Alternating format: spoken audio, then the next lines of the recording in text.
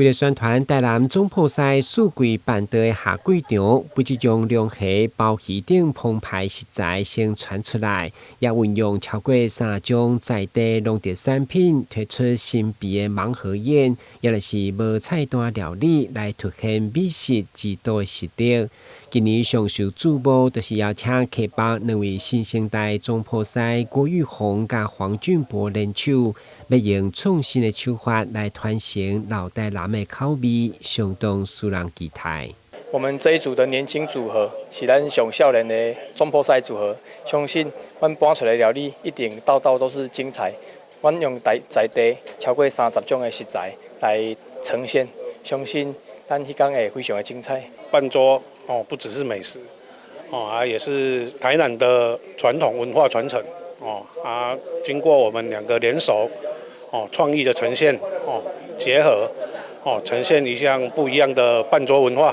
推廣我們台南辦桌文化的傳承。摕下國際金牌甲5000支飯店里的2位總鋪師，要互人客每一喙攏食到台南上在地口味，真正是無惜成本。嘛，互觀光旅局長講，一道1萬塊，真正是了錢。所以預計8月22日設開100道，在7月24日中晝開放報名，而且往例上緊28秒就被搶訂了。贊助單位贊助的一些飲料啦，還有一些很多的東西，這個價值遠遠超過1萬塊，而且還有許許多多